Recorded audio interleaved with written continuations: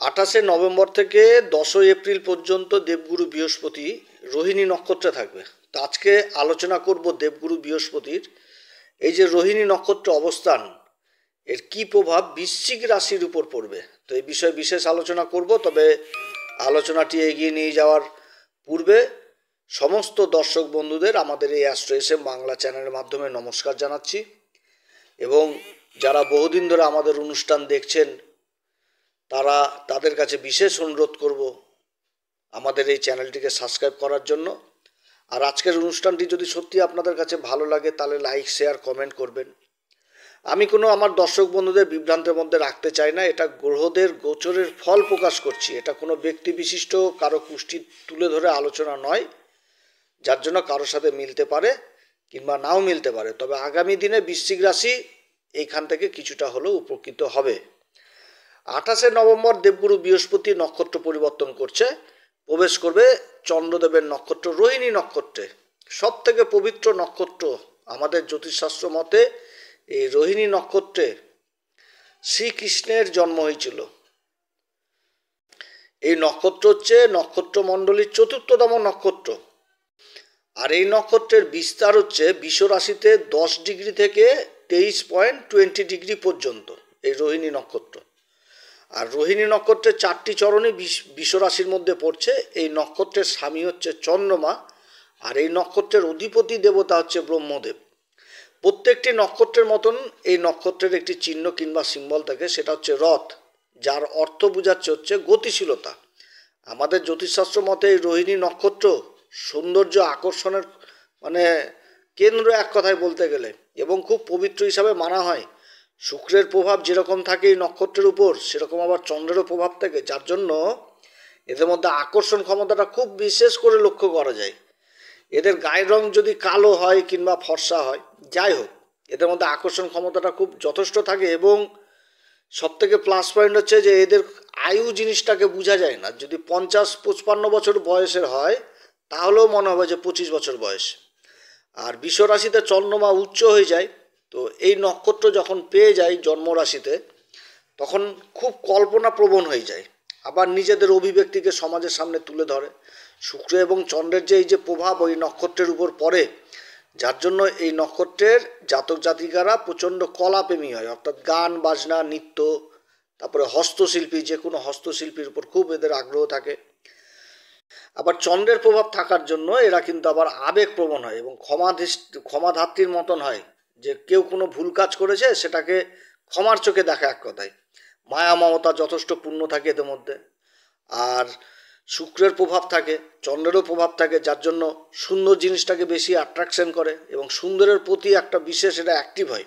Luxury জিনিসটাকে বেশি পছন্দ করে। ভিড়ের মধ্যে থাকলেও সেই ভিড়কে আবার নিজের দিকে আকর্ষণ করার ক্ষমতা রাখে। অর্থাৎ এদের মধ্যে একটা পরিচালনা করার ক্ষমতা খুব বেশি করে লক্ষ্য করা যায়, এবং কোনো কাজের যদি দায়িত্ব নেয় তো সে কাজের উপরে একনিষ্ঠ হয়, কর্মের প্রতি একটা বিশেষ দায়িত্ব এরা পালন করে। কিন্তু কারোর আবার রিকোয়েস্ট ফেলতে পারে না, যার জন্য এরা বিভ্রান্তের মধ্যে পড়ে যায়, যে 10টা কাজ করবে সে জায়গায় 12টা কাজ নিয়ে বসে যায়।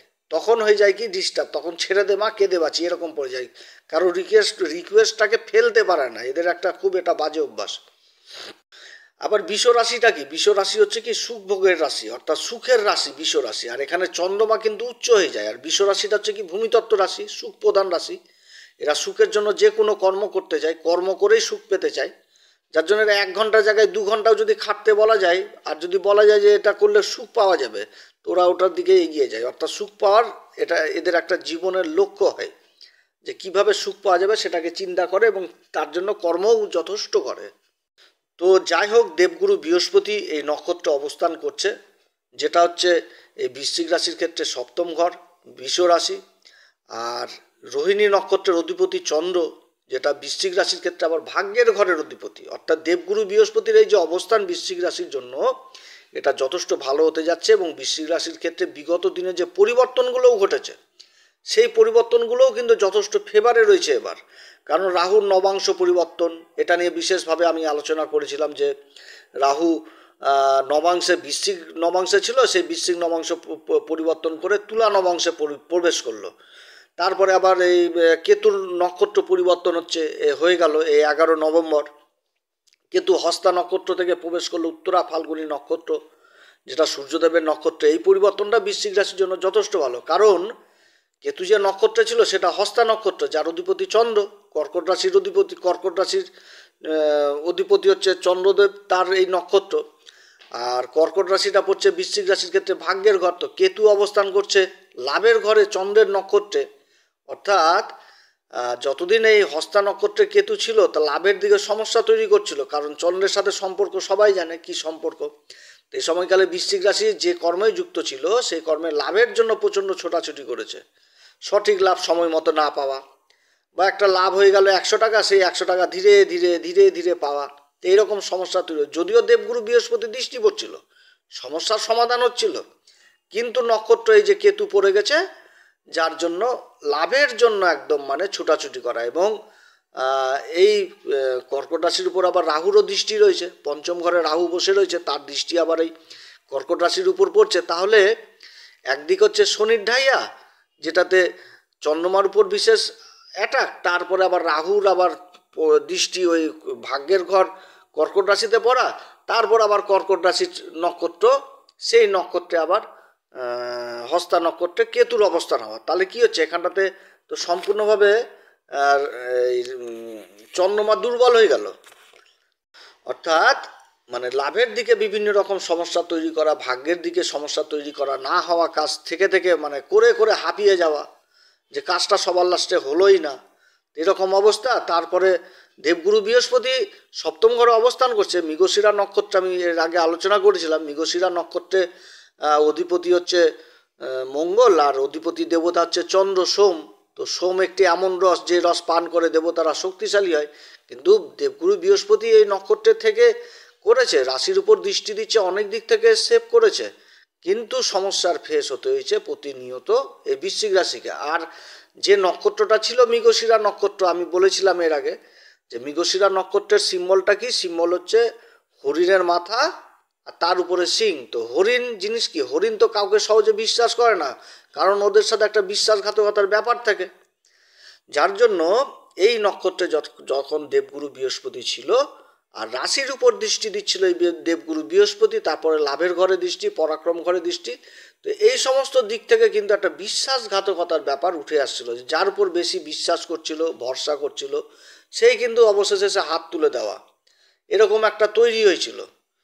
তো এই যে নক্ষত্র এবার দেবগুরু বৃহস্পতি এবার যে নক্ষত্রটা পরিবর্তন করলো, এই রোহিণী নক্ষত্রে প্রবেশ, তার সাথে শনিদেবের আবার মার্গী অবস্থা 15 নভেম্বর থেকে যেটা হলো। তো এই জিনিসগুলো যথেষ্ট এবার ভালোর দিকে যাচ্ছে। এবং সামনে মাসে 27-28 তারিখে যখন শনি আবার এই নক্ষত্র পরিবর্তন করবে, যে শতবিশা নক্ষত্রেই কিন্তু এখন মার্গী হয়ে রয়েছে, এটা ঠিক। তো যার জন্য এখনও পাপ প্রভাবটা কিন্তু কাটেনি। যখনই 27-28 তারিখে ডিসেম্বরের এই শনি আবার নক্ষত্র পরিবর্তন করে ফেলবে, দেবগুরু বৃহস্পতির নক্ষত্রে প্রবেশ করবে পূর্বা ভাদ্রপদে, তখন বৃশ্চিক রাশির ক্ষেত্রে ঢাইয়ার প্রভাব একেবারে থাকবে না বললেই চলে। এবং এই যে পরিবর্তনগুলো হচ্ছে, এটা কিন্তু যথেষ্ট ভালো পরিবর্তন এই বৃশ্চিক রাশির জন্য হচ্ছে। এটা একদম মানে আমি না, প্রত্যেকটা জ্যোতিষী বলবে একই কথা, কিন্তু এখানটাতে বুঝতে হবে কী জন্য ভালো জিনিসটা হচ্ছে, সেটা আপনাদের সামনে আমি যথাসাধ্য চেষ্টা করছি এটা আপনাদের সামনে তুলে ধরার। বৃশ্চিক রাশির ক্ষেত্রে যথেষ্ট লাভদায়ী পরিস্থিতি তৈরি হচ্ছে এই দেবগুরু বৃহস্পতির এই নক্ষত্র অবস্থান। যে মুহূর্তে দেবগুরু বৃহস্পতি নক্ষত্র পরিবর্তন করছে, সেই মুহূর্তে আবার মঙ্গল ভাগ্যের ঘরে নিচ অবস্থায় থাকছে, এবং রাশির অধিপতি নিচ, কিন্তু দেবগুরু বৃহস্পতি দ্বারা আবার নিচ ভঙ্গ হচ্ছে। আর মঙ্গল অক্টোবরের 20 তারিখে নিচ অবস্থায় রয়েছিল, তারপর আবার নিচ অবস্থায় একটা নিজভঙ্গ রাজযোগ তৈরি হচ্ছে। 11 নভেম্বর কেতু আবার নক্ষত্র পরিবর্তন করলো, যেটা ভাগ্যের অধিপতি চন্দ্রদেবের নক্ষত্র, তাকে ত্যাগ করলো। এবং দেবগুরু বৃহস্পতি 28 নভেম্বর এই যে চন্দ্রদেবের নক্ষত্র অবস্থান, তো খুব ভালো সময় এক কথায় বলতে গেলে বৃশ্চিক রাশির জীবনে। এছাড়া এই যে রাহু দ্বারাই যে সমস্যা তৈরি হয়েছে আর শনি দ্বারাই যে সমস্যা তৈরি হয়েছে বৃশ্চিক রাশি, সেটাও না, এদের তো সমস্যা তৈরি করেছে, কিন্তু অন্যান্য গ্রহদেরও অবস্থান যথেষ্ট ভালো ছিল না, কারণ সূর্যের অবস্থান কর্মের ঘরের অধিপতি, এই সূর্যদেবেরও তো অবস্থান ভালো ছিল না। শনির সাথে সমসপ্তম যোগ, কেতুর সাথে জুতি, রাহুর দৃষ্টি পড়া, শনির সাথে ষষ্ঠাষ্টক যোগ, তারপরে সূর্য নিজের তুলা রাশিতে নিচ হয়ে যাওয়া, এইগুলো অবস্থানও তো ভালো না। মোট কথা বিগত দিনের যে সমস্যাগুলো তৈরি হয়েছিল তার সাথে ঢাইয়ার প্রভাব ডবল অ্যাকশন হয়ে গেছে, যার জন্য অনেক রকম সমস্যা তৈরি হয়েছে হস্তা নক্ষত্রে কেতুর অবস্থানের জন্য। মায়ের শারীরিক অবস্থার অবনতি, মায়ের সাথে মতবিরোধ, গিটে গিটে পায়ে হাঁটুতে জ্বালা যন্ত্রণা ব্যথা বিষ ইত্যাদি বেড়ে গেছিল এবং প্রত্যেকটা মুহূর্ত একটা সংগ্রামের দিক তৈরি হয়ে গেছিলো এই বৃশ্চিক রাশির ক্ষেত্রে। এবার যেই কেতু বিগত দিনে হস্তা নক্ষত্রে থেকে সমস্যা তৈরি করছিল, সেই কেতু এবার বৃশ্চিক রাশিকে সহায়তা করবে এই কর্মের ঘরের অধিপতি সূর্যদেবের নক্ষত্র উত্তরা ফাল্গুনিতে অবস্থান করে। কেতু জিনিসটাকে বুঝতে হবে। কেতু জিনিসটা কি? কেতু জিনিস ত্যাগ জিনিসটাকে বোঝায়, আধ্যাত্মিক জিনিসটাকে বোঝায়। যে মানে এমন একটা সিচুয়েশন এই বৃশ্চিক রাশির মধ্যে এখন তৈরি হবে আস্তে আস্তে, যে একটা খুব ভালো মানসিক দিক যথেষ্ট মানে সবল হয়ে যাবে, যেটা কেতু নিয়ে আসবে কিন্তু ত্যাগের মাধ্যমে। যে জিনিসটা বুঝাতে যাচ্ছি এরকম যে তুই আমার ক্ষতি করেছিস, তুই আমাকে পিছন দিক থেকে ধাক্কা মেরে ফেলে দিয়েছিস, আমার ব্যবসা বাণিজ্য সব কেড়ে নিয়েছিস, আমাকে পথের ভিখারি করেছিস, ঠিক আছে, এর বিচার উপরওয়ালা করবে, ঈশ্বর আছে তার জন্য। কিন্তু আমি আগামী দিনে ফিরে আসবো নিজের জায়গা, যে জায়গা আমার ছিল আমি সেই জায়গায় তৈরি করব। কারণ আমি তো লিফট থেকে পড়িনি, আমি তো সিঁড়ি ভেঙে পড়েছি। অর্থাৎ সিঁড়ি দিয়ে কিভাবে উপরে উঠতে হয় সেটা আমার জানা আছে। অর্থাৎ কেতু এই সেন্স, এই জিনিসটা কিন্তু বৃশ্চিক রাশির মধ্যে দিবে, যার জন্য কেতুকে বলা হয় কি মূল, জড়, ভিত। এই যে মানে এই জিনিসগুলো কেতুকে বলা হয়। কেতু দিয়ে কিন্তু এই মূল মানে শিকড় জিনিসটা এক কথায়, এটা কিন্তু কেতুকে দিয়েই আমরা বুঝাই। যার জন্য রাশির একটি মানে রাশি যখন শুরু হয় তো রাশি কিন্তু এই অশ্বিনী নক্ষত্র দিয়েই কিন্তু শুরু হয়। যার জন্য কেতু থেকে আমরা এই জিনিসগুলো বুঝি এবং এই কেতু এই যে নক্ষত্রে সূর্যের নক্ষত্র অবস্থান করছে, যার ফলে এই বৃশ্চিক রাশিকে এই জ্ঞানটা দিবে যে তুই আমার হাজার ক্ষতি কর, আমি এগিয়ে যাব এবং আমি সেই জায়গাতে আবার ফিরে আসবো এবং আমি দাঁড়াবো। এই যে একটা কনফিডেন্ট, এটা কিন্তু কেতু দ্বারা পাচ্ছে। এবার দেবগুরুর বৃহস্পতি এই নক্ষত্রে পরিবর্তন করে এই কেতুর উপরই দৃষ্টি দিচ্ছে, তাহলে জিনিসগুলো কিন্তু যথেষ্ট ভালো হতে থাকছে এই বৃশ্চিক রাশির ক্ষেত্রে। অর্থাৎ একটা ভালো হিম্মতি স্বভাব, এটা কিন্তু এবার চলে আসছে বৃশ্চিক রাশির ক্ষেত্রে। তার সাথে কর্মক্ষেত্রে এই কেতুই এবার লাভের একাধিক রাস্তা তৈরি করবে। দেবগুরু বৃহস্পতির শুভ দৃষ্টি কেতুর উপর পড়ছে, আর কেতুর সাথে দেবগুরু বৃহস্পতির সম্পর্ক হয়ে গেছে গুরু শিষ্যের। অর্থাৎ একটা ভালো লাভের জায়গা তৈরি হবে। এবং সবথেকে বড় জিনিস হচ্ছে বৃশ্চিক রাশির ক্ষেত্রে যে যোগাযোগটা, এই যোগাযোগটা যথেষ্ট ভালো হবে এই বৃশ্চিক রাশির। কারণ দেবগুরু বৃহস্পতি রোহিণী নক্ষত্র অবস্থান করে যোগাযোগ, পুরুষার্থ, পরাক্রম ঘর মকর রাশিতে দৃষ্টি দিবে। আবার ওই কেতুরও দৃষ্টি যে আবার ওই মকর রাশিতেই যে পড়ছে, অর্থাৎ যোগাযোগের জায়গাটা যথেষ্ট মসৃণ হচ্ছে আগামী দিনে। আর বৃশ্চিক রাশিতে দেবগুরু বৃহস্পতির এই যে অবস্থান এপ্রিলের 10 তারিখ পর্যন্ত, অর্থাৎ যথেষ্ট ভালো অবস্থান। আর মঙ্গল তো নিচ অবস্থায় রয়েছে ভাগ্যের ঘরে, তার একটা নিজ ভঙ্গ রাজযোগ তৈরি হচ্ছে দেবগুরু বৃহস্পতির দ্বারা। মঙ্গল ভাগ্যের ঘর এই কর্কট রাশিতেই নিচ হচ্ছে। তো ভাগ্যের ঘরের অধিপতির নক্ষত্র অবস্থান করছে দেবগুরু বৃহস্পতি এবং রাশির উপর তার দৃষ্টি পড়ছে। আর নবম দৃষ্টি পড়ছে পুরুষার্থ পরাক্রমের ঘর, যেটা যোগাযোগের ঘর। অর্থাৎ যোগাযোগ জিনিসটাও যথেষ্ট ভালো হতে যাচ্ছে বৃশ্চিক রাশির ক্ষেত্রে। দেবগুরু বৃহস্পতি কি? দেবগুরু বৃহস্পতি হচ্ছে ধন সম্পত্তির ঘরের অধিপতি এবং পঞ্চম ঘরের অধিপতি হয়ে কেন্দ্র অবস্থান করছে। তাহলে কেন্দ্র ত্রিকোণ রাজযোগ প্রথমেই তৈরি হয়ে গেছে বৃশ্চিক রাশির জন্য। আর যে প্রভাবগুলো শনি দ্বারা রাহু দ্বারা তৈরি হচ্ছিল বৃশ্চিক রাশির জন্য, এই প্রভাব থেকে বা যথেষ্ট একটা ভালো দিক তৈরি হচ্ছে দেবগুরু বৃহস্পতির দ্বারা। কারণ যত নেগেটিভ প্রভাব রয়েছে জীবনে মানে যেগুলো তৈরি হয়েছে এবার দেবগুরু বৃহস্পতির আশীর্বাদে, সেটা কিন্তু যথেষ্ট ভালোর দিকে যাচ্ছে এই বৃশ্চিক রাশি। এই সপ্তম ঘরে অবস্থান দেবগুরু বৃহস্পতির। আর দেবগুরু বৃহস্পতি চন্দ্রমা রাশিতে উচ্চ হয়ে যায়, আর চন্দ্রমা বিষ রাশিতে উচ্চ হয়ে যায়। অর্থাৎ দেবগুরু বৃহস্পতির এই বিষ রাশিতে অবস্থান বৃশ্চিক রাশির ক্ষেত্রে যে সপ্তম ঘর চন্দ্রদেবের নক্ষত্রে একটা ভালো সংযোগ তৈরি হচ্ছে বৃশ্চিক রাশির জন্য। এই সময়কালে বৃশ্চিক রাশির ক্ষেত্রে বিশেষভাবে লক্ষ্য করা যাবে, সে নারী হোক আর পুরুষ হোক। নারী হলে তার জীবনসাথী পুরুষ, আর পুরুষ হলে তার জীবনসাথী নারী। যেই কর্মেই যুক্ত থাকবে সেই কর্মে কিন্তু বিশেষ উন্নতি রয়েছে। দাম্পত্য জীবনে একটা রোমান্টিক ভাব চলে আসবে, একে অপরের মধ্যে যথেষ্ট মিল মহব্বত যথেষ্ট বৃদ্ধি পাবে, একটা অ্যাডভেঞ্চার লাইফ থাকবে। এবং যে সমস্ত বৃশ্চিক রাশির জাতক জাতিকাদের বিবাহ সম্পন্ন হয়নি তাদের বিবাহের যোগ প্রবল হবে। তাছাড়া যারা সেকেন্ড ম্যারেজ করার চিন্তা ভাবনা করছেন তাদেরও একটা ভালো মানে গতি হবে। যারা কোর্ট কেস মোকদ্দমায় ভুগছেন, বিবাহ বিচ্ছেদ মামলায়, তাদের একটা সুরাহার রাস্তা এই সময় বেরোবে।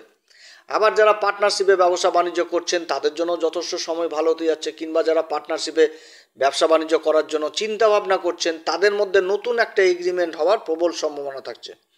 এই সময়কালে যারা শেয়ার মার্কেটে লং টার্ম ইনভেস্ট করছেন তাদের জন্য যথেষ্ট ভালো। যারা লটারি সাট্টার মতন ব্যবসার সাথে যুক্ত রয়েছেন তাদের ইনকাম যথেষ্ট বৃদ্ধি পাবে এই সময়। এ সময়কালে কর্মক্ষেত্রে যোগাযোগ ব্যবস্থাটা দারুণ হতে যাচ্ছে বৃশ্চিক রাশির ক্ষেত্রে। বিগত দিনে যেটা নষ্ট হয়ে গেছিলো, কোনো রকমভাবে যোগাযোগ হচ্ছিল না কর্মক্ষেত্রে, এই যোগাযোগটা কিন্তু যথেষ্ট এবার ভালো হবে। যারা ইম্পোর্ট এক্সপোর্টের কাজে যুক্ত রয়েছেন, যারা বিদেশে যাওয়ার পরিকল্পনা করছেন তাদের যাত্রা ভালো হবে এই সময়, যাত্রা সফল হবে, বিশেষভাবে সফল হবে এই সময়। যারা ট্যুর অ্যান্ড ট্রাভেলিংয়ের কাজে যুক্ত রয়েছেন, যারা ভ্রমণের কাজে যুক্ত রয়েছেন, তাদের কাজকর্ম যথেষ্ট ভালো চলবে। দেবগুরু বৃহস্পতি হচ্ছে কি ধন সম্পত্তির ঘরের অধিপতি এবং অবস্থান করছে ভাগ্যের ঘরের অধিপতি চন্দ্রদেবের নক্ষত্র, এবং দৃষ্টি দিচ্ছে আবার কোথায়? লাভের ঘর।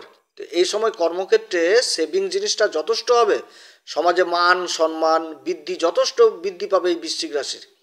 যে এই কর্মেই যুক্ত থাকুক আর্থিক উন্নতির যোগটা রয়েছে বিশেষভাবে, মানে চোখে পড়ার মতন। কর্মক্ষেত্রে বিশেষ আকর্ষণের পাত্র হবে। রোহিণী নক্ষত্র এমন একটি নক্ষত্র যে এই নক্ষত্র ভিড়ের মধ্যে থাকলেও সেই ভিড়কে নিজের দিকে আকর্ষণ করার ক্ষমতা রাখে। অর্থাৎ বৃশ্চিক রাশির ক্ষেত্রে দেবগুরু বৃহস্পতির এই যে রোহিণী নক্ষত্র অবস্থান, এটা যথেষ্ট ভালো ফল পেতে যাচ্ছে। বিগত দিনে যে একটা দাম্পত্য জীবনের অসুখী পরিবেশ ছিল, সুখের ঘরে অশান্তি, মায়ের শারীরিক অবস্থা অবনতি, দাম্পত্য জীবনের সুখ শান্তি নেই, ফ্যামিলিতে সন্তানকে নিয়ে দুশ্চিন্তা, আত্মীয় স্বজনদের সাথে সম্পর্ক যেগুলো খারাপ হয়ে গিয়েছিল, এগুলো এবার যথেষ্ট ভালো হতে যাচ্ছে। হ্যাঁ, এরপরে যখন আবার শনি 27-28 ডিসেম্বর নক্ষত্র পরিবর্তন করবে বৃশ্চিক রাশির, জীবনে অনেক কিছু কিন্তু ভালো ঘটতে থাকবে। সে সময় আবার রাহুও জব্দ হয়ে যাবে। পঞ্চম ঘরে রাহুর যে অবস্থান, তখন কি হবে যে শনিবদ, মানে রাহুকে কি বলা হয়, শনির সমান ফল দেয় শনিবদ রাহু। এবার শনি তো চলে যাচ্ছে দেবগুরু বৃহস্পতির নক্ষত্রে, আর রাহু থেকে যাচ্ছে শনির নক্ষত্রে, আর দেবগুরু বৃহস্পতি থেকে যাচ্ছে ভাগ্যের ঘরের অধিপতি চন্দ্রদেবের নক্ষত্রে, একটা গজকেশরী যোগ। তাহলে এখানটাতে কিন্তু রাহু দেবগুরু বৃহস্পতিকে যথেষ্ট মানে সাপোর্ট করবে, এবং শনিও যেহেতু দেবগুরু বৃহস্পতির নক্ষত্রে চলে আসছে, তো রাহুর কিন্তু সেরকম প্রভাবটা থাকবে না, অর্থাৎ ভালোর দিকে একটা প্রভাব দিবে। তবে শনি আর রাহু পাপী গ্রহ, এদের কিছু না কিছু পাপ প্রভাবটা থাকবে, কিন্তু কর্মক্ষেত্রে এরকম কোনো পাপ প্রভাব দিবে না। কর্মক্ষেত্রে সামনেই এগিয়ে নিয়ে যাবে। হয়তো পাপ প্রভাব যেগুলো পড়বে সন্তানের দিক থেকে, একটু জেদি স্বভাবের হবে, বাড়িতে অবাধ্য হয়ে যাবে, পড়াশোনায় একটু কম মনোযোগ বসবে, বাড়িতে মন টিকবে না, বন্ধু বান্ধবদের সাথে একটু সঙ্গ দিবে, এরকম একটা পরিবেশ তৈরি হবে। তো যাই হোক, বৃশ্চিক রাশির সম্পর্কে তো অনেক কথা আলোচনা করলাম। এগুলো যথেষ্ট ভালো হতে যাচ্ছে, এবং পরবর্তীতে যখন শনি নক্ষত্র পরিবর্তন করে নেবে আরও যথেষ্ট ভালো হবে। তো এই হচ্ছে বৃশ্চিক রাশির এই দেবগুরু বৃহস্পতির এই রোহিণী নক্ষত্রের অবস্থান সম্পর্কে আলোচনা। বৃশ্চিক রাশি এই সময় কোন উপাচারটা করবে? ভুলেও নিজের লাভের কথা কারোর সামনে মানে ডিসক্রাইব করবেন না, বলবেন না। যে মানে আপনাদের তো ঢাইয়ার সময় যে অবস্থা হয়েছে সেটা তো বুঝতে পেরেছেন যে মান সম্মান কতটা হারিয়ে গেছে। তো এখন মান সম্মান ফিরে পাওয়ার জন্য আপনি কামাই করেছেন 2000 টাকা, সেটাই লোককে যে বললেন আমি আজকে 2000 টাকা কামাই করেছি, ইনকাম করেছি, তাতে আপনার যে মান সম্মান বৃদ্ধি পেয়ে যাবে, এই যে জিনিসটা মনের মধ্যে একটা ভাব, এটা কিন্তু নিয়ে আসবেন না। এবং কয় টাকা কামাচ্ছেন, কয় টাকা লাভ হলো কর্মক্ষেত্রে, হ্যাঁ, এই জিনিসগুলো কারোর সামনে আপনি মানে আপনারা উল্লেখ করবেন না। কারণ কেতু যে ঘরটাতে বসেছে এটা লাভের ঘর, দেবগুরুর দৃষ্টি পড়ছে, অর্থাৎ লাভ জিনিসটাকে আপনাকে গোপন রাখতে হবে, লাভের জিনিসটাকে গোপন রাখতে হবে। তাহলে যথেষ্ট একাধিক লাভের রাস্তা এই কেতুই এনে দিবে দেবগুরু বৃহস্পতির মাধ্যমে। আর কি করতে হবে? আর করতে হবে দেবগুরু বৃহস্পতি, যারা এখনো পর্যন্ত গুরুর দীক্ষা নেননি তাদেরকে বিশেষভাবে বলবো, অনুগ্রহ করছি আমি, আপনারা গুরুর দীক্ষা অবশ্যই নেবেন। যারা গুরু দীক্ষা নিয়েছেন তারা গুরু মন্ত্র অবশ্যই জপ করবেন, এবং মন্দিরের পূজারী, যারা ব্রাহ্মণ পূজারী রয়েছেন তাদের পা ছুঁয়ে আশীর্বাদ নেবেন, এবং যে মন্দিরে ভোগ রান্না হয় সেই মন্দিরে মিষ্টি কুমড়ার মতন জিনিস দিবেন পূজার কাজে। এবং যে মন্দির পরিষ্কার পরিচ্ছন্ন নয় সে মন্দিরকে পরিষ্কার করার দায়িত্ব নেবেন। তাহলে দেবগুরু যথেষ্ট বলবান হবে। আপনাদের পঞ্চম ঘরের অধিপতি, ধন সম্পত্তির ঘরের অধিপতি বৃশ্চিক রাশির হচ্ছে দেবগুরু বৃহস্পতি, আর ভাগ্যের ঘরের অধিপতি হচ্ছে চন্দ্র, অর্থাৎ এই সময়কাল যথেষ্ট ভালো। তবে এই কথাও বলে রাখি, সামনের যে আসছে 2025 তাতে কিন্তু দেবগুরু বৃহস্পতি অতিচারী হচ্ছে, যার জন্যই আমি বৃশ্চিক রাশির প্রত্যেকটি ভিডিওতে বলে আসছি যে দেবগুরু বৃহস্পতি, যারা গুরুর দীক্ষা এখনো পর্যন্ত নেননি তারা কিন্তু গুরুর দীক্ষা নেবেন। অতিচারী গুরুর কিন্তু ফল ভালো হয় না। এবার অতিচারী গুরুকে কিভাবে শান্ত করতে হবে, তার কি রেজাল্ট, সব কিছুই আলোচনা করব আস্তে আস্তে, যখন সময় আসুক সব কিছুই তুলে ধরবো। অতএব আপনারা গুরুর বলে আপনাদেরকে বৃদ্ধি করতে হবে। এবার গুরুর বলে বৃদ্ধি করতে গেলে এই সমস্ত কাজ অবশ্যই আপনারা করবেন। অতএব প্রিয় দর্শক বন্ধুরা, আজকে অনেক কথা বৃশ্চিক রাশি সম্পর্কে আলোচনা করলাম। যদি আমার এই আলোচনা সত্যিই আপনাদের কাছে ভালো লাগে তাহলে অবশ্যই আমাদের এই অ্যাস্ট্রো এসএম বাংলা চ্যানেলটিকে সাবস্ক্রাইব করবেন। আপনারা সবাই ভালো থাকেন, ঈশ্বর আপনাদের সবার মঙ্গল করুক। এর পরবর্তী ভিডিওতে আবার আসবো একটি নতুন পর্ব নিয়ে। নমস্কার, ধন্যবাদ।